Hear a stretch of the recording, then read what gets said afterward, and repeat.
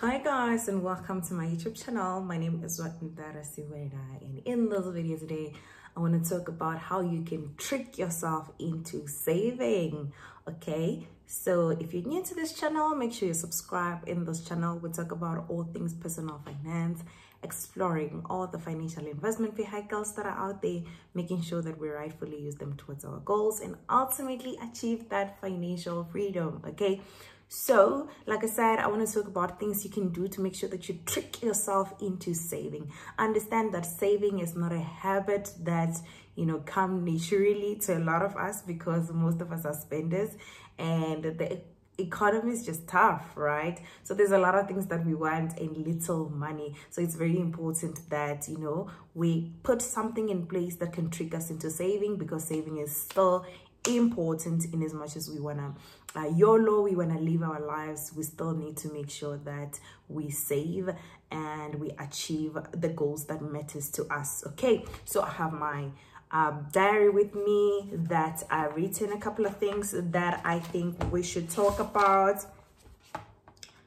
Yeah, and happy new year, guys. Happy new year. Okay, so first of all, I just want to highlight that, guys, like saving is really important, particularly to people my age or our age. I don't know who was watching, but my age, because I'm going to be turning 30 this year, and money has never been so important around this age. Like, it's so important. Literally everything that I can think of that has to do with my life, that has to do with something important in my life, requires money. So it's very important that we teach ourselves the habit of saving, and if need be, trick ourselves to do so, so that we can have the money to do the things which we love and have the flexibility to do things when we want to. Okay, so number one thing that I feel like can help us to trick ourselves into saving is the savings challenge, guys. It's the savings challenge. Like,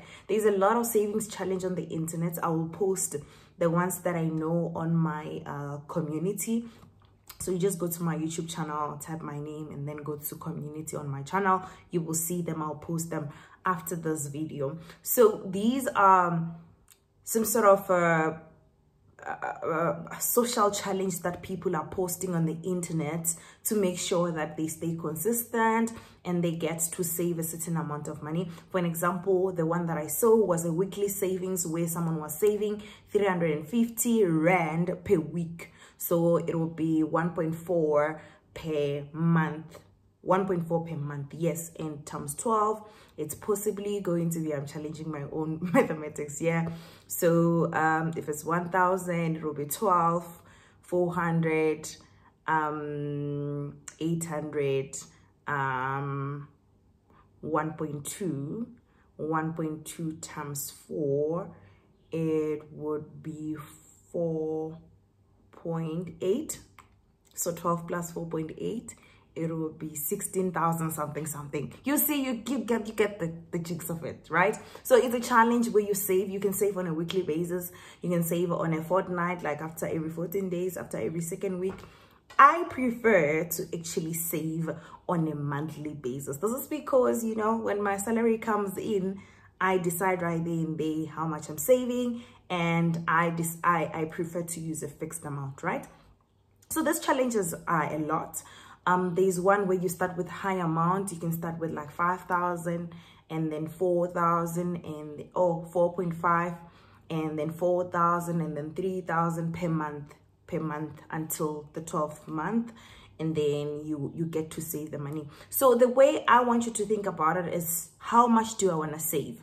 And the way you would know that, you have to know the capabilities of your income, right? So do your budget so that you get to know how much is possible for you to save. Then decide, how much do I want to save ultimately at the end of the year? Let's say, for example, you want to save 12,000, right? So 12,000, if you save 1,000 per month, you're gonna have like 12,000 towards the end of the year. So you find an accountability partner. This is the exciting part about this challenge thing. Find an accountability partner who you are going to play the challenge with, who's doing the same challenge or who's doing something similar.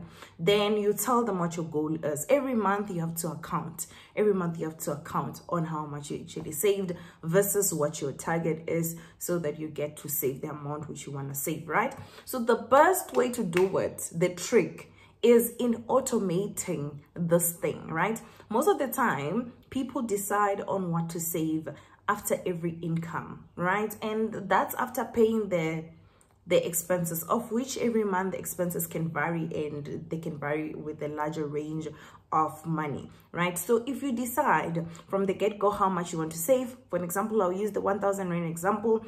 Make sure that when your salary comes in, you have a debit order set from your account that you get your salary on to your savings account. This will help you to not decide every month how much you want to save, to not decide after paying expenses and kind of figure out that maybe it doesn't really, you know, it's not shanganing, and then somehow you end up getting discouraged of saving. So the trick here is to make sure that you have an accountability partner, you choose a challenge that fits your salary, and then you automate it, right?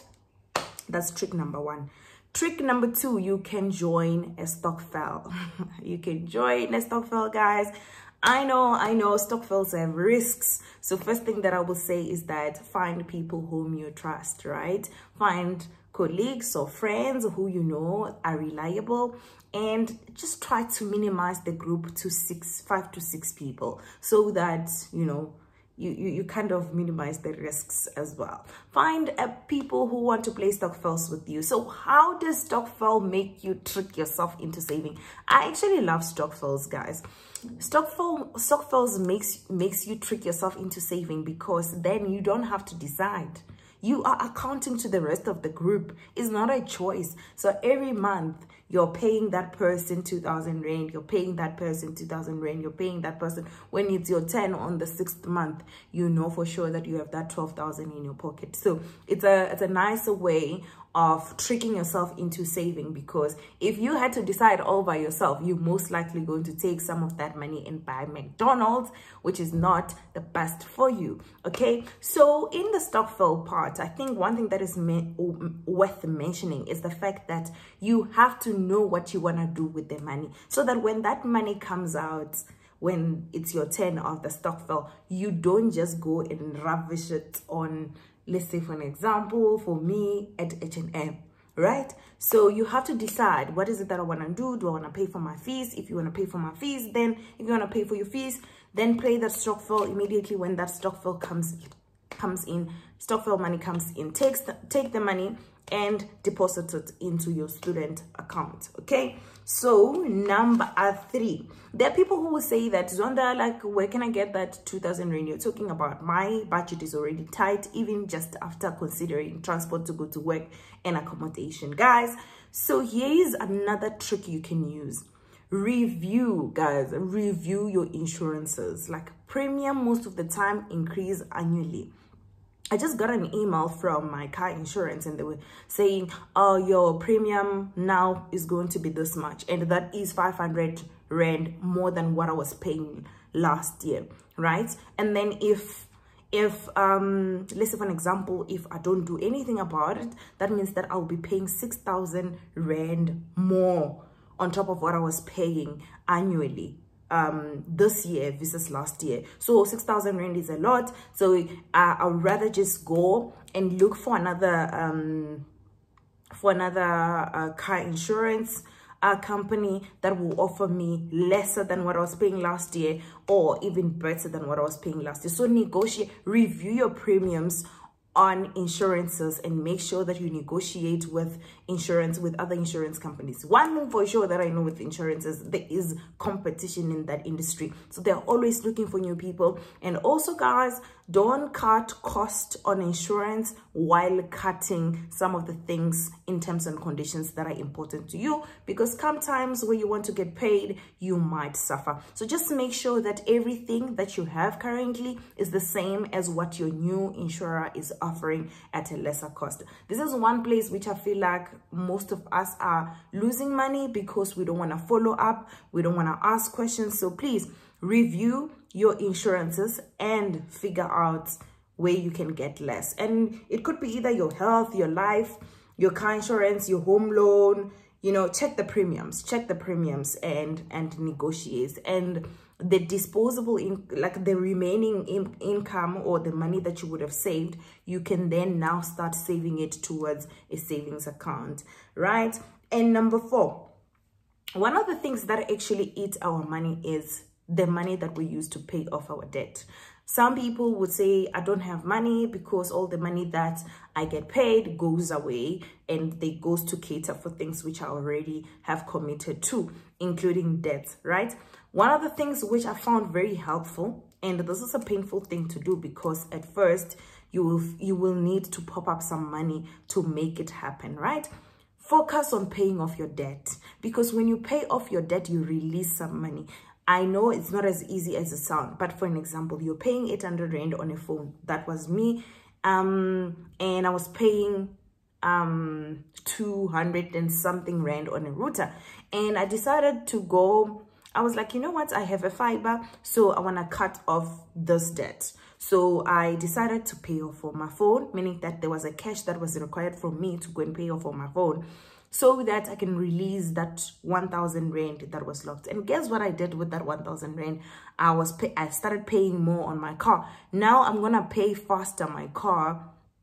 Not only did I release the 1,000 Rand, at a later stage, I will also get to pay off my car faster, and I will have the 1,000 Rand plus the installment that was going to my car. So try to pay up debts that takes 300 Rand, that takes 400 Rand, that takes 500 Rand day and day. Make sure you close them and know how much you will get by closing those debts, so that you can release some money which you can start saving. So yep, that's the trick. Last trick number 5. These I love so much. Guys, I don't buy groceries that is more than 1,000 Rand. It never happens to me. I don't do that. And this is because I buy groceries I buy toiletry plus groceries plus the needs of the house in bulk at once. So where do I get the money to do that? Bonus money, performance bonus, 13th check.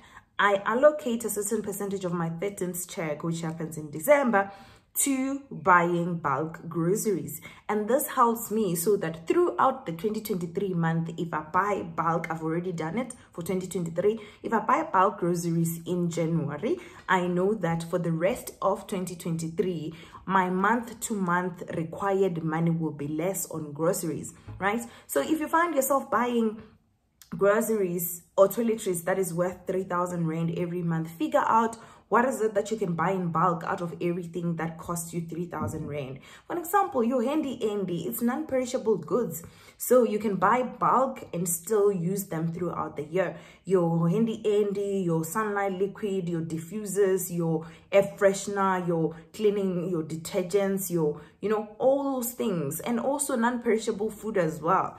So you can buy it in bulk so that when you go and buy on a month-to-month basis, your grocery amount is less. Then during that month, you get to have more money which you can direct to savings.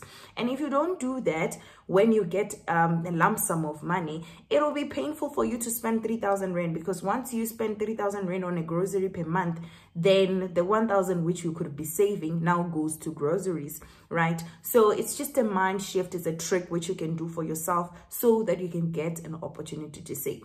I hope this was helpful, guys. Cheers. Let me know what was the best nugget and what is it that you're going to implement on your life. So give me a purple heart if you watched until the end. Cheers.